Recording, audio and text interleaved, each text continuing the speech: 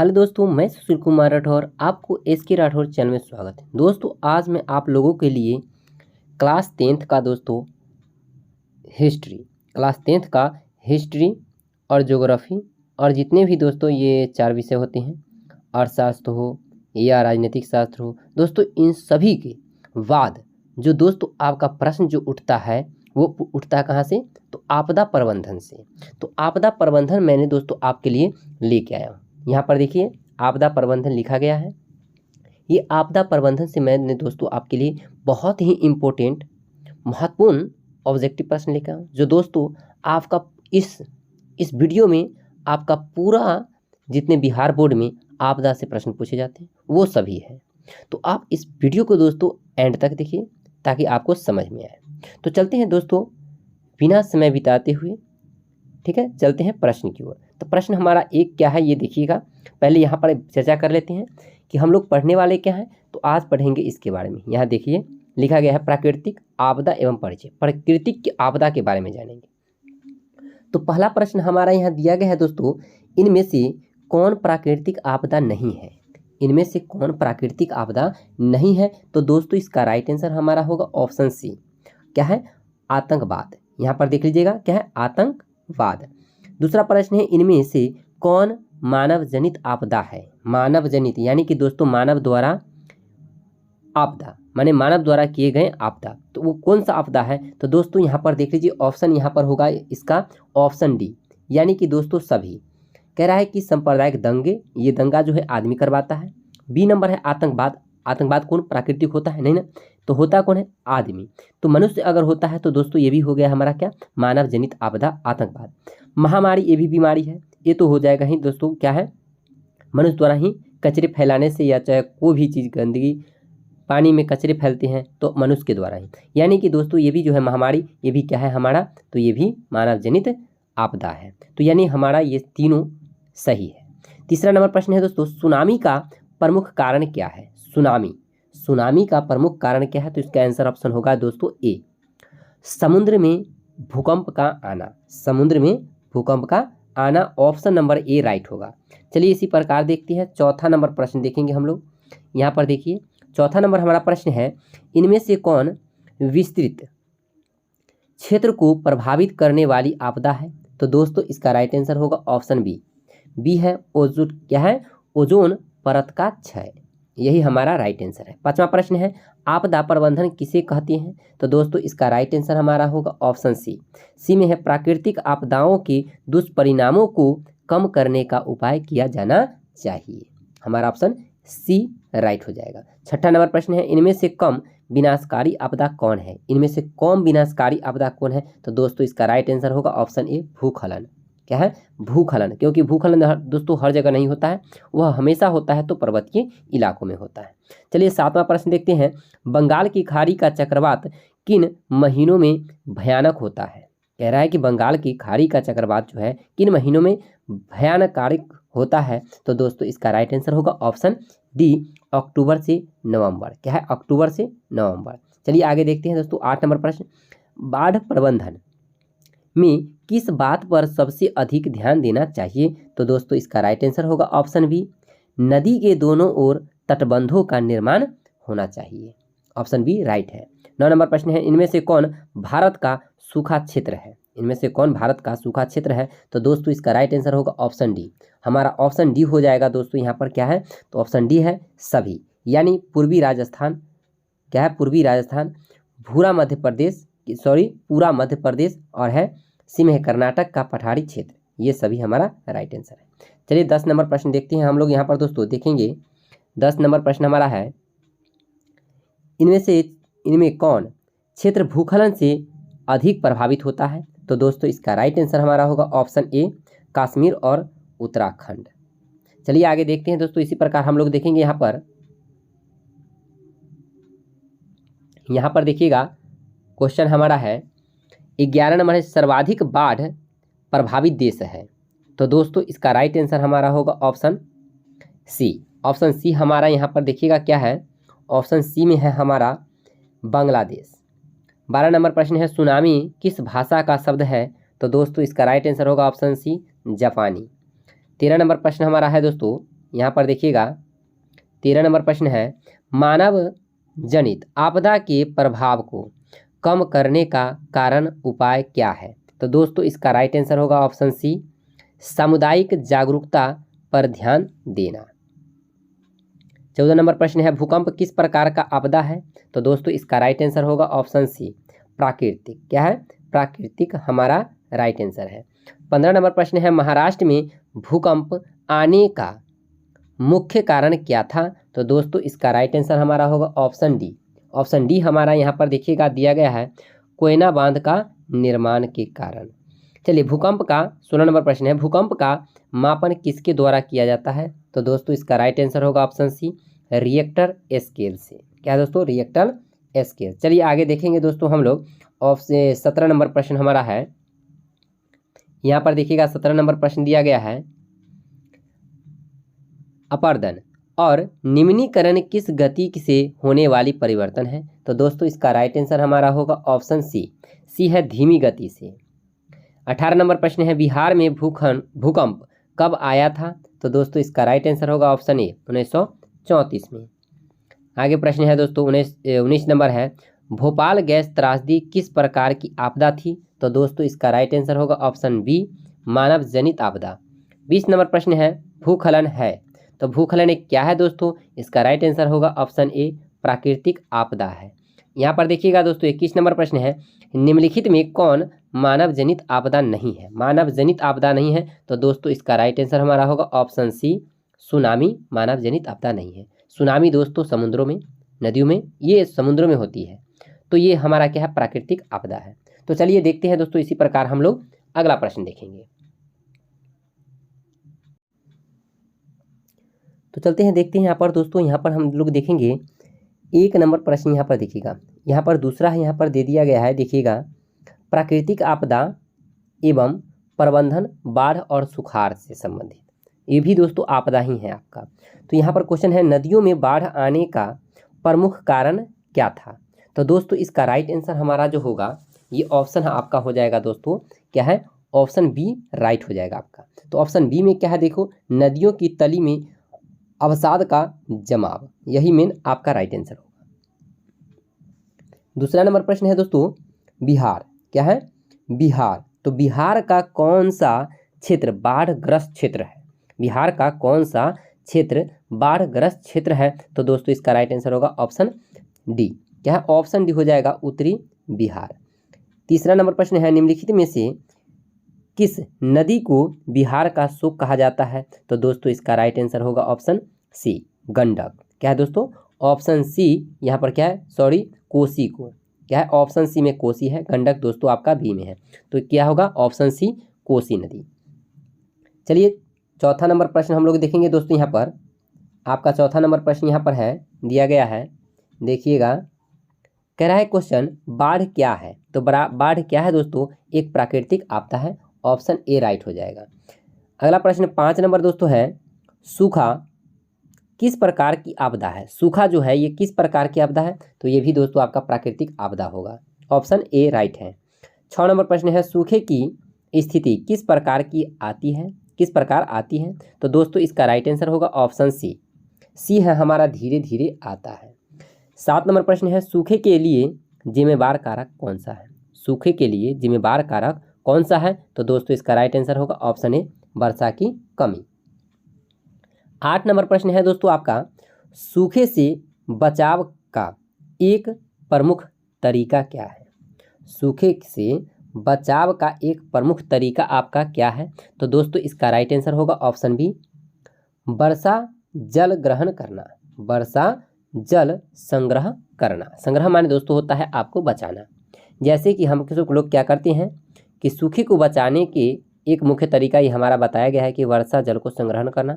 संग्रह यानी कि दोस्तों आपका वर्षा जल जो होता है उसको जब आप पानी जो छत से नीचे गिरता है उसे क्या करते हैं आप लोग बहने देते हैं, तो वैसे नहीं करना है। हमें क्या करना है, एक कुएं बनाकर, गड्ढा बनाकर, एक सोख्ता बनाकर उसमें पानी को रखना है, उस पानी वर्षा के पानी को, और उसे ज़मीन में ठीक है डाल देना है, ताकि वो ज़मीन के नीचे के स्तर को बनाए रहे, ताकि हम क्या कर सकते हैं, तो सूखे को बचा सकते हैं, ज़मीन की नमी को हम रोक सकते हैं। इस प्रकार इसमें ऑप्शन हमारा बी है, वर्षा जल को संग्रह यानी कि जमा करके। 9 नंबर प्रश्न है दोस्तों कुहासा। क्या है दोस्तों, यहाँ पर कुहसा है। क्या है, कुसहा। कुसहा तटबंध किस नदी पर है। यहाँ पर क्वेश्चन को गौर से ध्यान दीजिएगा दोस्तों। कुसहा क्या है, कुसहा तटबंध किस नदी पर है। तो दोस्तों इसका राइट आंसर हमारा होगा ऑप्शन बी। ऑप्शन बी हमारा है, यहाँ पर देख लीजिएगा दोस्तों, कोसी नदी पर। चलिए आगे ध्यान दीजिएगा दोस्तों, बिहार की बड़ी त्रासदियों में से एक है तो क्या है दोस्तों। तो इसका राइट आंसर होगा ऑप्शन सी, बाढ़। 11 नंबर प्रश्न है दोस्तों, भाखड़ा नांगल बांध किस नदी पर है। भाखड़ा नांगल बांध किस नदी पर है। तो दोस्तों इसका राइट आंसर होगा ऑप्शन डी, सतलज नदी। 12 नंबर प्रश्न है, पश्चिम बंगाल में बाढ़ की विभीषिका क्या है, विभीषिका वाली कौन सी नदी है। तो दोस्तों इसका राइट आंसर होगा ऑप्शन ए, दामोदर नदी। 13 नंबर प्रश्न है दोस्तों, सतलज नदी पर कृत्रिम जलाशय बनाया गया है। तो दोस्तों इसका राइट आंसर होगा option C, option C, Govind Sagar. चलिए आगे देखते हैं दोस्तों, इसी प्रकार हम लोग देखेंगे 14 नंबर प्रश्न। तो 14 नंबर प्रश्न हमारा है, यहाँ पर देखिएगा, कृषि सुखाड़ होता है। कृषि सुखाड़ होता है तो इसका राइट आंसर होगा दोस्तों, मिट्टी के नमी के अभाव में। जब मिट्टी में नमी होती है तो क्या होता है दोस्तों, पेड़ पौधे नहीं उग पाते हैं, इसीलिए सुखाड़ आ जाती है।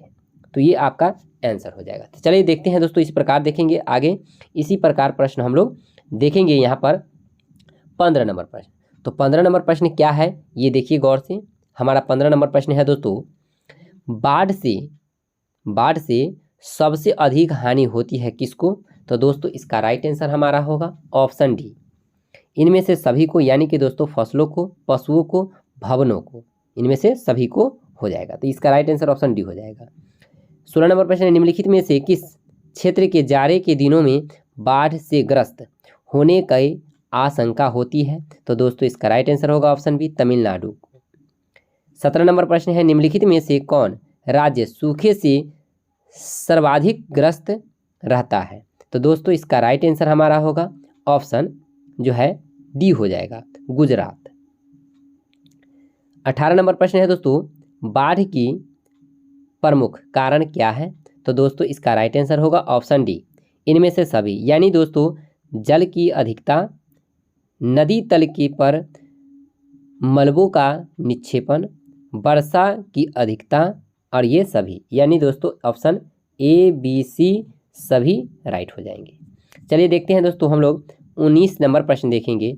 बिहार के कितने जिलों में आपात कार्रवाई केंद्र स्थापित करने की योजना है। तो दोस्तों इसका राइट आंसर होगा हमारा ऑप्शन ए, 38। 38 तो दोस्तों हमारे बिहार में क्या है, जिले हैं। क्या है, 38 हमारे बिहार में जिले हैं और 38 जिलों में ये काम कार्रवाई करने की पूरी जो है योजना बनाई जा रही है। चलिए आगे देखते हैं, इसी प्रकार हम लोग देखेंगे दोस्तों 20 नंबर प्रश्न देखेंगे।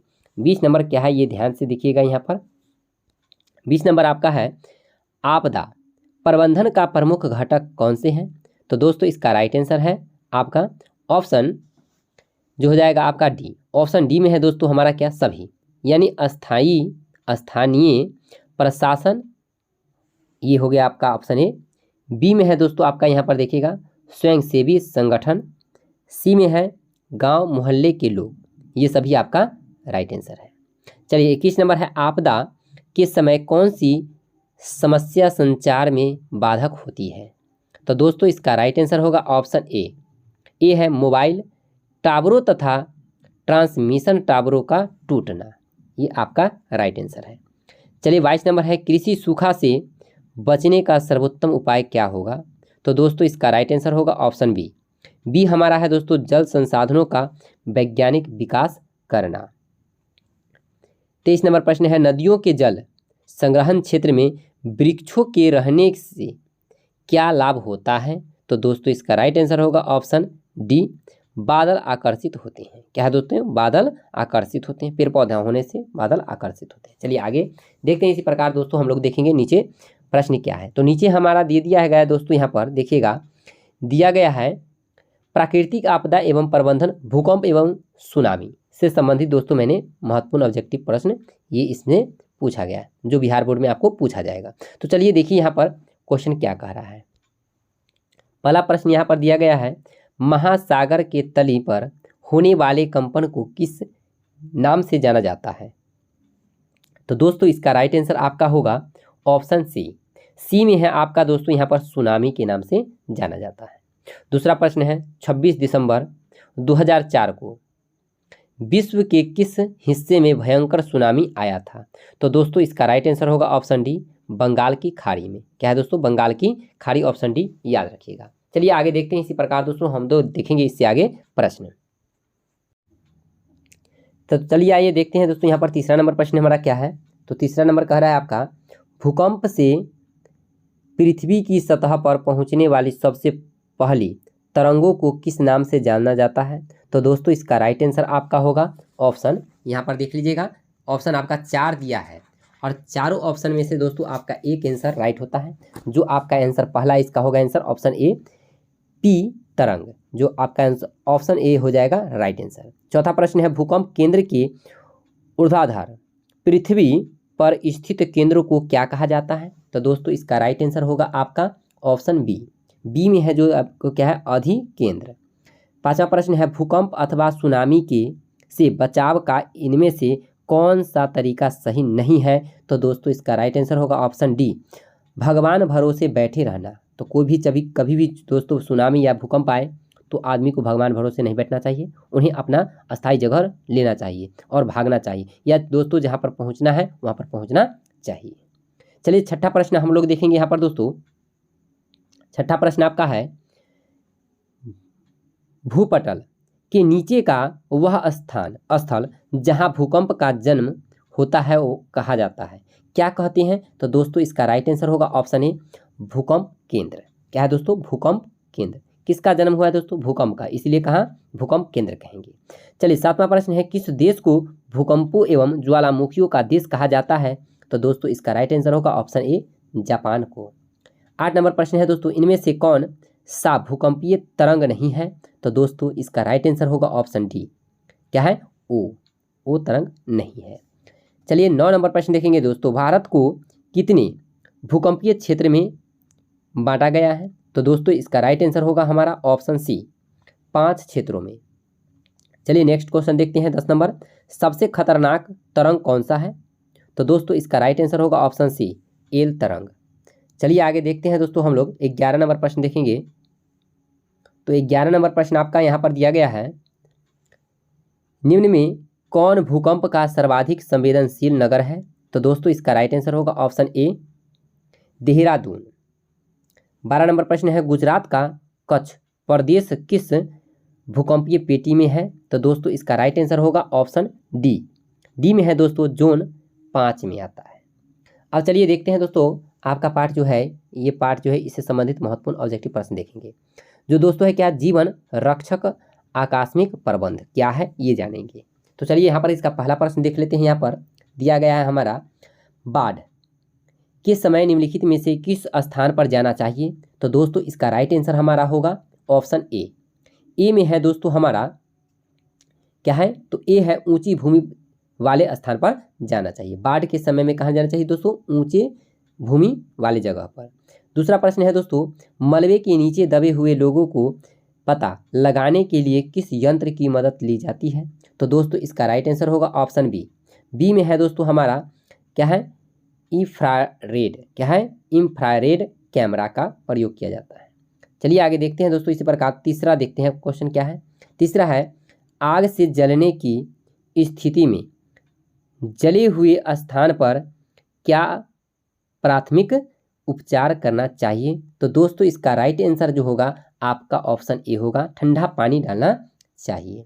चौथा प्रश्न है, बस्ती मकान में आग लगने की स्थिति में क्या करना चाहिए? जब बस्ती मकान में आग लगे तो क्या करना चाहिए? तो यहाँ पर देख लीजिएगा दोस्तों, यहाँ पर दिया गया है। तो चलिए यहाँ पर देख लेते हैं हम लोग क्या ऑप्शन है। तो ऑप्शन यहाँ पर आपको 4 दिख रहा होगा और चारों में से इसका आंसर दोस्तों आपका एक जरूर होगा।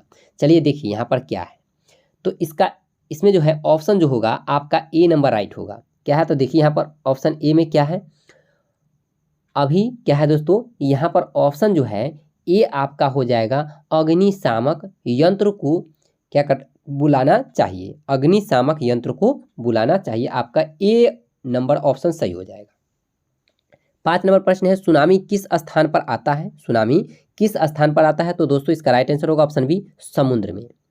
चलिए 5 नंबर में देखिएगा दोस्तों, यहाँ 5 जो है दिया गया पाठ, ये पाठ का नाम है आपका दोस्तों आपदा काल में वैकल्पिक संचार व्यवस्था। क्या है ना, वैकल्पिक संचार व्यवस्था क्या है, वो करना कैसे करेंगे आप इसके बारे में जानेंगे। चलिए यहाँ पर देखिए प्रश्न आपका है, पहला इसमें प्रश्न दिया गया है दोस्तों, सामान्य संचार व्यवस्था से संबाधित होने का मुख्य कारण क्या है? तो दोस्तों इसका राइट आंसर हमारा होगा ऑप्शन ए। ऑप्शन ए में देखिए क्या है दोस्तों, केबल का टूट जाना, ये राइट आंसर होगा आपका। दूसरा प्रश्न है, संचार का सबसे लोकप्रिय साधन क्या है? तो दोस्तों इसका राइट आंसर होगा ऑप्शन बी ए। क्या है? ऑप्शन ए, सार्वजनिक टेलीफोन। तीसरा नंबर प्रश्न है दोस्तों, सुदूर संवेदी संग्रह उपग्रह का प्रयोग कीजिए किस लिए होता है? क्या है? तीसरा प्रश्न देखिएगा, सुदूर संवेदी उपग्रह का उपयोग किस लिए होता है? तो दोस्तों इसका राइट आंसर होगा ऑप्शन सी में है, संसाधनों की खोज के लिए होता है। चौथा नंबर प्रश्न है दोस्तों, वैकल्पिक संचार, वैकल्पिक संचार साधन इनमें से कौन नहीं है? तो इसका राइट आंसर होगा ऑप्शन डी है दोस्तों, अंतरिक्ष। 5 नंबर प्रश्न है, वर्तमान में सबसे अधिक उपयोग होने वाला साधन कौन सा है? तो दोस्तों इसका राइट आंसर होगा ऑप्शन सी हमारा है यहाँ पर दोस्तों मोबाइल। क्या है? मोबाइल आपका राइट आंसर हो जाएगा। चलिए छठा प्रश्न देख लीजिएगा, यहाँ पर छठा प्रश्न देखेंगे आप लोग। छठा प्रश्न हमारा है यहाँ पर देखिएगा, संसाधनों की खोज एवं प्रबंधन के लिए किस उपग्रह का प्रयोग किया जाता है? तो इसका राइट आंसर होगा दोस्तों ऑप्शन बी में है, सुदूर संवेदी उपग्रह का प्रयोग किया जाता है। चलिए आगे यहाँ पर देखिएगा दोस्तों, छठा जो है ये छठा पाठ आपका है दिया गया, आपदा और सह, क्या है? आपदा और सह अस्तित्व के बारे में कुछ महत्वपूर्ण जो दोस्तों क्वेश्चन है वो आपको दिया गया है। तो चलिए देखते हैं यहाँ पर इसके बारे में कुछ आपदा जो है ये पढ़ लेते हैं। चलिए पहला प्रश्न है इसका दोस्तों, निम्नलिखित में कौन प्राकृतिक आपदा है? निम्नलिखित में कौन प्राकृतिक आपदा है? तो इसका ऑप्शन सी हो जाएगा राइट, भूकंप। दूसरा प्रश्न है दोस्तों, दूसरा प्रश्न आपका यहाँ पर दिया गया है, क्या है? भूकंप संभावित क्षेत्रों में भवनों की आकृति कैसी होनी चाहिए? यानी जहाँ पर भूकंप होता है दोस्तों वहाँ पर भवनों की आकृति कैसी होनी चाहिए? तो इसका राइट आंसर होगा दोस्तों ऑप्शन डी, क्या है? आयताकार होनी चाहिए। चलिए आगे देखते हैं दोस्तों, हम लोग देखेंगे तीसरा प्रश्न, भूस्खलन वाले क्षेत्र में बाढ़, क्या है? ढलान पर मकानों का निर्माण क्या है? निर्माण क्या है? तो दोस्तों इसका राइट आंसर होगा ऑप्शन बी, क्या है? अनुचित है, ढलानों पर नहीं बनना चाहिए। चौथा प्रश्न है, सुनामी प्रभावित क्षेत्र में मकानों का निर्माण कहाँ करना चाहिए? तो दोस्तों इसका राइट आंसर होगा ऑप्शन सी, समुद्र तट से ऊंचे स्थानों पर करनी चाहिए। क्या है? समुद्र तल से दूर ऊंचाई स्थान पर, यानी ऑप्शन सी आपका चौथा का राइट आंसर हो जाएगा। पांचवा प्रश्न देख लीजिए यहाँ पर, बाढ़ से सबसे अधिक हानि किसको होती है? तो दोस्तों इसका राइट आंसर होगा ऑप्शन ए, फसलों को। यानी कि दोस्तों कभी कभी फसल दिया जाता है लेकिन आपको यहाँ पर सभी को होगा, फसल को, पशुओं को, भवन को, इनमें से सभी को राइट आंसर होना चाहिए। ठीक है, लेकिन किताबें क्या देते हैं? फसलों को, क्योंकि फसल जो है ये सबसे ज़्यादा हानि बाढ़ से होते हैं इसलिए फसल देते हैं, लेकिन दोस्तों आपका इनमें से सभी को हानि पहुँचती है। तो चलिए आप इसमें फसल भी लगा सकते हैं या दोस्तों इनमें से सभी भी। तो इसका राइट आंसर आपका इनमें से सभी ही लगा के चलिएगा ताकि सभी को, यानी कि फसल, पशु, भवन तीनों को हानि होती है। तो दोस्तों ये वीडियो आपको कैसा लगा? अगर अच्छा लगा हो तो मेरे चैनल को सब्सक्राइब करें, वीडियो को लाइक करें और अपने दोस्तों में शेयर करें। तो फिर मिलते हैं नेक्स्ट वीडियो में। थैंक्स।